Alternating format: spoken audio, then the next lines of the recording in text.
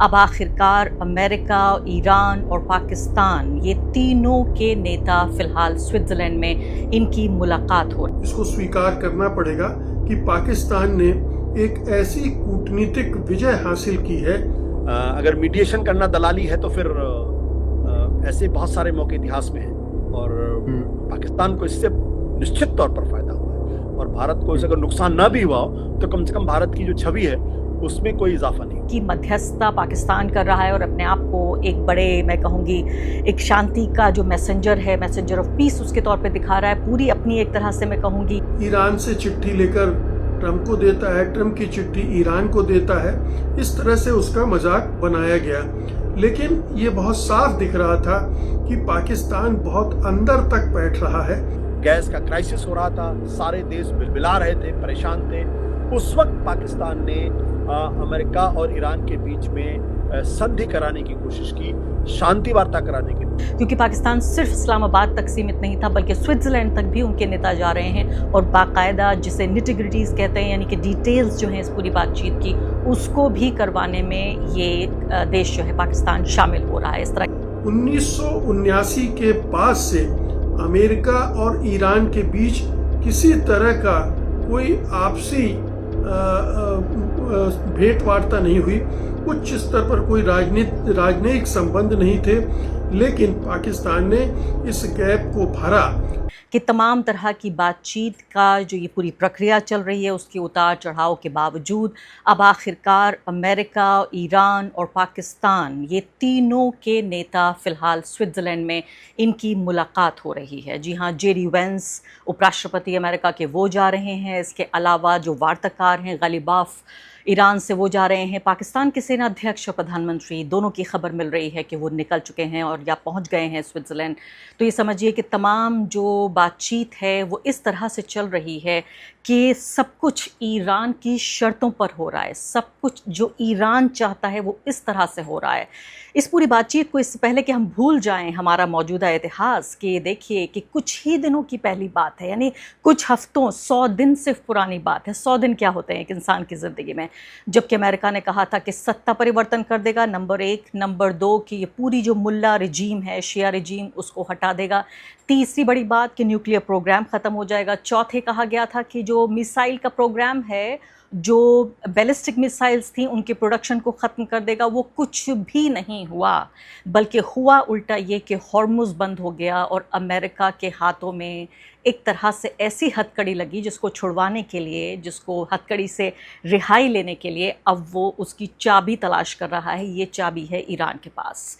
जी हाँ, बहुत महत्वपूर्ण खबरें इस वक्त हमारे सामने आ रही हैं। पूरी बातचीत की मध्यस्थता पाकिस्तान कर रहा है और अपने आप को एक बड़े, मैं कहूँगी, एक शांति का जो मैसेंजर है, मैसेंजर ऑफ पीस उसके तौर पे दिखा रहा है। पूरी अपनी एक तरह से मैं कहूँगी ताकत पाकिस्तान ने लगा दी है इस पीस डील के ऊपर।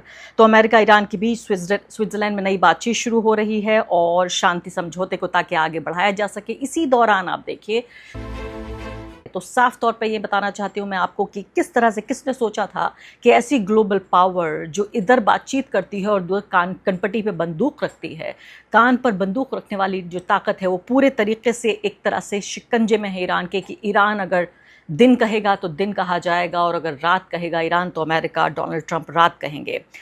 तो अब ये पूरे तरीके से जो स्विट्ज़रलैंड की बातचीत है इसका भविष्य अब पूरे तरीके से निर्भर नहीं करता कि ईरान और अमेरिका के बीच क्या संबंध है, या ईरान उनके बीच क्या संधि हो रही है, या पाकिस्तान क्या मध्यस्थता कर रहा है, क्योंकि पाकिस्तान सिर्फ इस्लामाबाद तक सीमित नहीं था बल्कि स्विट्ज़रलैंड तक भी उनके नेता जा रहे हैं और बाकायदा जिसे निटिग्रिटीज़ कहते हैं, यानी कि डिटेल्स जो हैं इस पूरी बातचीत की, उसको भी करवाने में ये देश जो है पाकिस्तान शामिल हो रहा है। इस तरह लेकिन ये पाकिस्तान के लिए एक बड़ी उपलब्धि होगी, बड़ी कूटनीतिक सफलता होगी और जिसके बारे में अभी से उसकी तारीफ की जा रही है। ब्रिटेन तारीफ कर चुका है, इटली तारीफ कर चुका है, जर्मनी तारीफ कर चुका है, जापान ने तारीफ की है और अमेरिका और राष्ट्रपति ट्रंप तो बार बार ये करते ही रहे हैं। लेकिन अमेरिका के राष्ट्रपति ट्रंप की तारीफ, लेकिन अगर बाकी दुनिया भी तारीफ करने लगे तो ये विचार करने की ज़रूरत है कि पाकिस्तान ने सचमुच में कोई बड़ी कामयाबी तो हासिल नहीं कर ली है।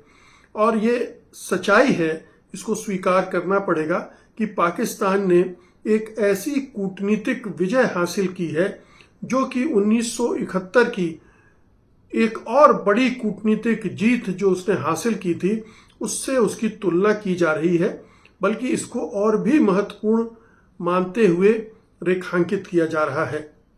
1971 में उसने क्या किया था इस पर मैं बाद में आऊंगा, लेकिन पहले समझ लें कि जब पाकिस्तान ने ईरान और अमेरिका के बीच मध्यस्थता शुरू की थी तो एक मजाक सा उड़ रहा था कि देखिए अब पाकिस्तान एक मीडिएटर बनने की कोशिश कर रहा है। फिर बाद में ये कहा गया कि वो तो एक पोस्टमैन है, ईरान से चिट्ठी लेकर ट्रंप को देता है, ट्रंप की चिट्ठी ईरान को देता है। इस तरह से उसका मजाक बनाया गया, लेकिन ये बहुत साफ दिख रहा था कि पाकिस्तान बहुत अंदर तक बैठ रहा है, अंदर तक घुसकर वो दोनों देशों के बीच में एक ब्रिज का काम कर रहा है, एक पुल बना रहा है। दोनों पक्षों के बीच प्रस्ताव का लेन देन तो कर ही रहा है, लेकिन उस प्रस्ताव की रूपरेखा क्या हो, उसकी वर्डिंग क्या हो, उसमें क्या लिखा जाए, इसमें भी उसकी भूमिका थी।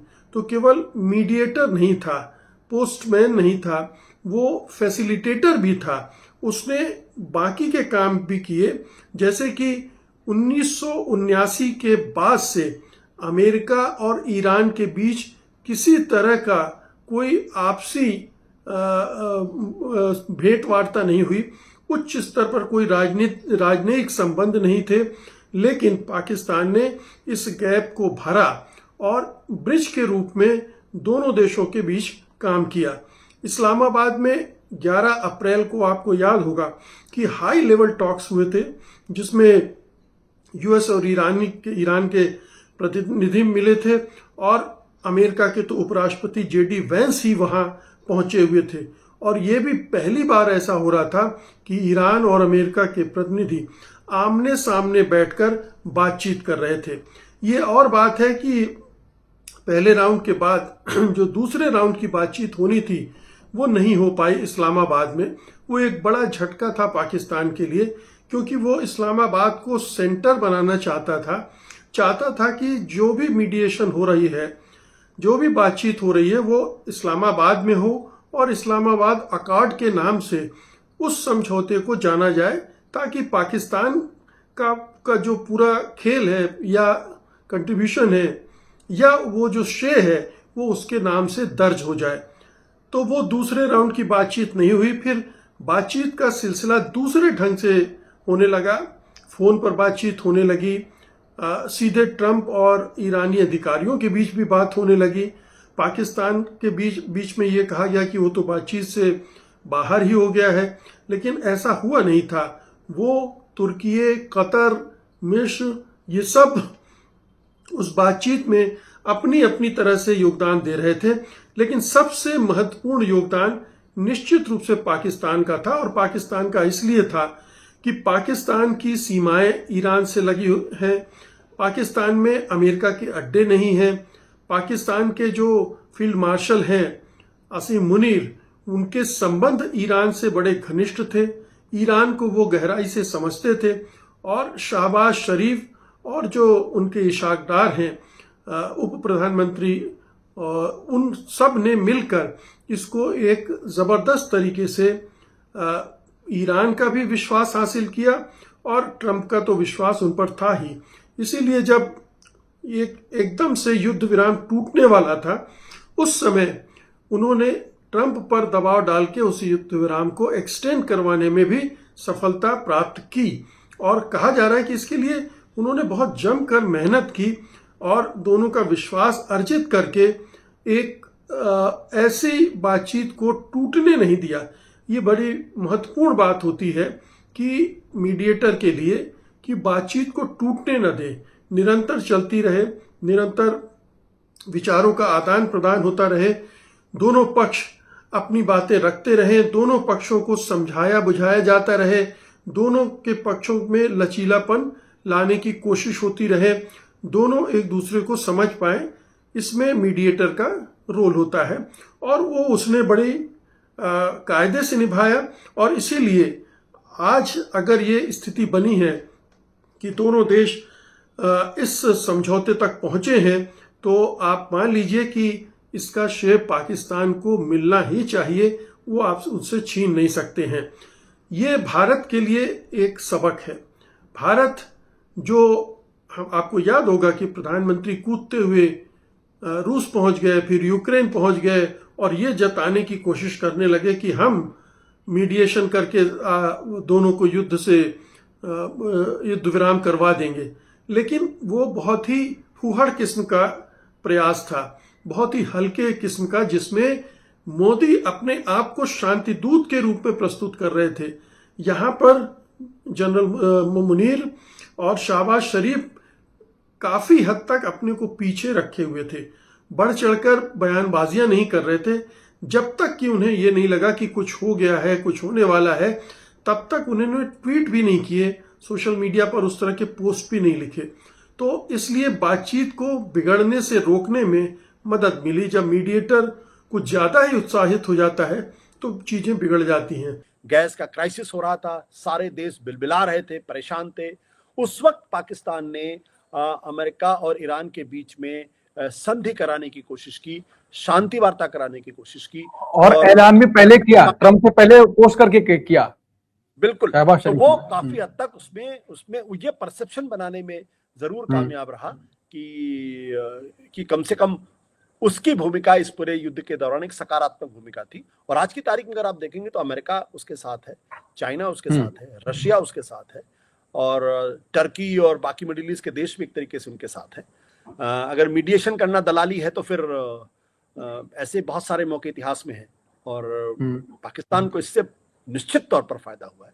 और भारत को इससे अगर नुकसान ना भी हुआ हो तो कम से कम भारत की जो छवि है उसमें कोई इजाफा नहीं हुआ।